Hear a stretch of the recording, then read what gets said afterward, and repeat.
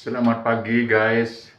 Hari ini hari Minggu, tanggal 7 Desember 2025. Bagi orang percaya angka, keramat, angka 3, angka 4, 3 enggak, angka 4, apalagi 44, dan angka 13 angka yang tidak mengandung keberuntungan. Atas pertemanan saya dengan seorang rekan dan akhirnya dikatakan nama saya, nama KTP adalah Elia spasi Harijanto,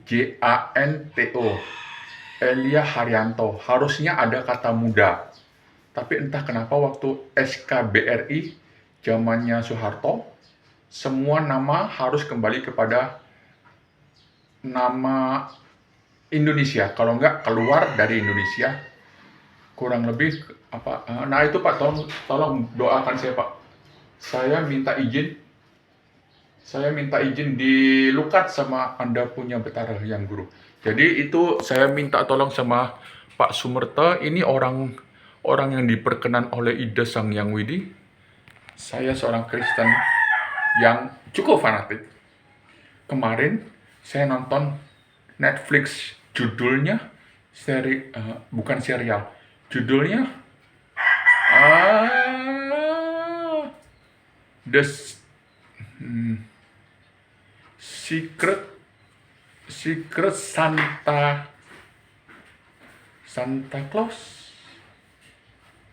Ya gitulah. Poinnya, wah keren bos. Akhirnya saya percaya benar setiap film punya sang penulis cerita. Anak kami yang keempat suka menulis cerita. Ya lumayan berbakat. Dan siapa dia di masa lampau akan saya cari tahu. Tapi di kekristenan mengajarkan masa lalu kah? Tidak bro, tidak sis. Anda dilahirkan, saya sudah menyelidikin kepada seorang gembala di komsel saya. Kapan persetubuhan yang mengandung janin dihinggapi roh? Wah keren ya. Anda yang mau jawab saya silakan jawab di 0815 580 01209. 0815 081 55 800 1209. Akhirnya saya menemukan jawaban. Bagi Anda yang sudah bersetubuh, bagi Anda yang diperkosa dan akhirnya mengandung, apabila Anda menggugurkan anak haram Anda, maka terjadi pembunuhan. Di dalam Alkitab ada dikatakan jangan membunuh, jangan berzinah, jangan menginginkan harta milik orang lain. Apabila kamu melihat seorang tubuh, seorang wanita dan menginginkannya, padahal itu adalah istrimu, dan kamu membayangkan bersetubuh dengan dia, kamu sudah berzinah. Wah, ajaran kekristenan itu berat guys, berat sekali. Saking beratnya tidak ada satu orang pun yang bisa masuk surga tanpa only by Christ. Sejak saya bermain usir liak santet 2008, khususnya bergabung dengan networking binari Galaxur di bulan Juni, saya jadi orang pertama anak buahnya Rudi Winata yang berani menjadi seorang terapis usir liak santet pengganggu. Dalam 3 bulan saya mengikuti beliau untuk kemana saja menjadi seorang kameramen.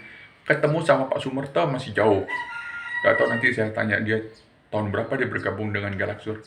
Waktu itu saya terus mengikuti Pak Rudi Winata menjadi kameramen dengan Nokia N70. Nokia N70 hilang di leader saya. Waktu saya yakin jatuh di rumahnya, kemudian diambil sama dia. Dia tidak ngaku kalau jatuh di rumahnya. Mungkin juga jatuh, mungkin juga tidak di rumahnya dia. Saya tidak mau tahu. Tapi yang saya tahu adalah saya harus merelakan Nokia N70 selesai masa tugasnya, dipensiunkan oleh alam semesta untuk hilang. Di handphone itu semua film usir Lea, usir Santet, usir Swangi, usir apapun terekam oleh N70. Zaman itu ada namanya Pak Bram, nama samaran. Dia seorang penyiar radio di Bali. Suaranya asik bro. Akhirnya dia jadi anak buah di bawah saya, di bawah networking saya. Suaranya bagus. Dan dia merekam. Waktu saya ketemu dengan dia di Stokis lama di rumahnya Pak Rudi, dia bilang, Pak Har, boleh diwawancarain? Saya bilang, oh silakan. Pas saya pakai usir liak santet kostum Kopassus alam gaib saya. Anda yang mau mencari silakan cari. Itu wawancara oleh Bram. Suaranya asik. Dia seorang muslim. Dia seorang yang itulah keluarganya rada-rada. Dan akhirnya diberkati Tuhan juga kalau nggak salah. Saya tidak mau membicarakan tentang keluarga, tapi dialah yang merekam saya. Wawancara pertama oleh seorang penyiar radio di Denpasar, Bali. Singkat cerita, saya ketemu dengan Pak Sumarta. Beliau dipakai oleh Ide Sang Yang Widi, menguasai seluruh alam gaib. Tetapi kalau dia ditanya, dia bilang, saya tidak ada apa-apanya, saya sebutir debu di alam semesta. Kalau Anda ketemu namanya Pak Wayan Sumertana, dia menggantikan namanya juga dengan membayar berapa nggak tahu ya, bla bla bla. Dia punya nama yang super sakti dengan nama barunya, karena nama lama kurang hoki. Kalau nama lama saya mengandung 2 unsur kematian. Mau percaya mau tidak, di dalam Alkitab ada bukan mengajarkan, mencontohkan nama Sarah. Dia minta, jangan aku dipanggil Sarah. Bukan, Naomi. Waktu dia kembali dari perantauan setelah di Israel terjadi kekeringan, dia bilang, kamu dari mana saja Naomi? Kemana saja? Dia bilang, tolong jangan panggil saya Naomi. Panggil saya Mara. Di situ mengartikan apa? Oh, di Alkitab zaman dulu juga ada ganti nama untuk keperluan tertentu.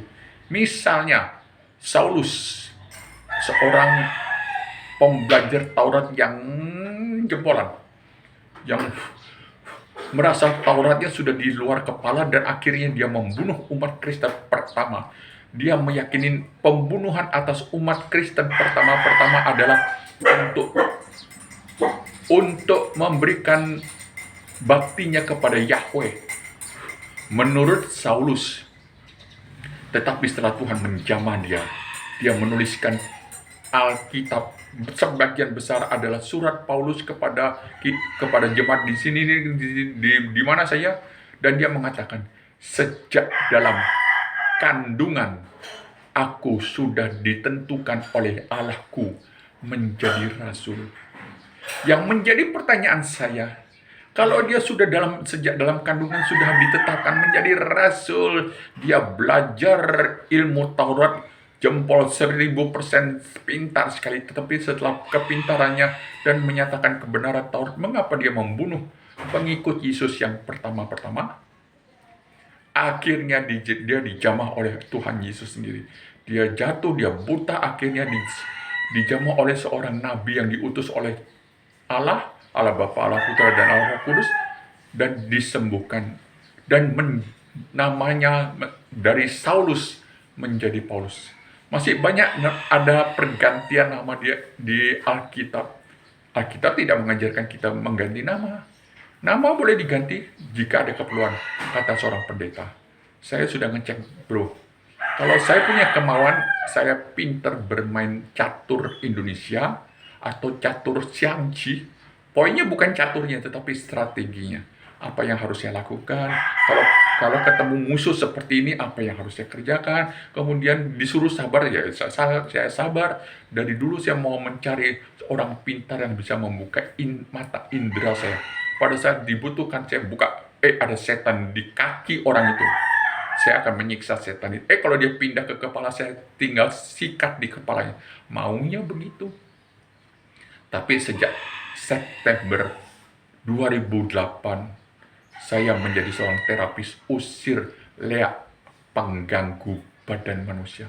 Tidak ada satupun generasi di bawah Rudi Winata yang berani menjadi seorang terapis, kecuali Tuhan saya menugaskan saya. Kenapa saya dijadikan seorang terapis? Karena, apalagi saya seorang Kristen, karena bapak mertua saya memiliki tugas di kehinduannya menjadi seorang dukun urut. Kalau siapapun yang diurus sama dia pasti sembuh. Tapi anak-anaknya tidak ada yang menjalankan untuk misi menyembuhkan orang yang perlu ditolong. Saya akhirnya mengerti setelah saya stroke. Kenapa saya harus menjadi dukun Kristen? Kenapa saya dipanggil dukun? Saya bukan dukun, guys. Saya pakai galaksur. Galaksur olesin di tainya kamu misalnya. Sudah gitu kamu pakaikan kepada orang yang dileain. Leak di dalam badan orang itu pasti teriak. Seperti itu yang saya sudah jalanin dari September 2009. Sampai akhirnya Tuhan meminta saya pensiun di 18 Oktober 2008. Saya akhirnya disuruh pensiun oleh Tuhanku Yesus Kristus 18 Oktober 2015. Hari ini, saya datang kepada tanda kutip anak buah di bawah saya. Jauh di bawah saya di Galaksur. Tapi dia seorang dipakai oleh Ide Sang Yang Widi. Namanya Pak Sumertel. Rumahnya di Jalan Siulan. Saya datang untuk berkonsultasi. Demikian, mana dia Pak Sumertel? Oh, Pak, ada madu. Sudah disediakan, guys. Ini rumahnya menjadi posko. Dulu posko Galaksur, sekarang posko AFC. Apakah seperti itu ya? Nanti kita lihat seperti apa dia akan menyampaikan sesuatu. Jadi demikian, guys. Hari ini Minggu tanggal 7 Desember 2025 saya berkonsultasi dengan Bapak Sumertana Prawira bla bla bla bla bla. Tuhan Yesus memberkati. Mau berapa sendok madu? Itu sudah ada gula nggak?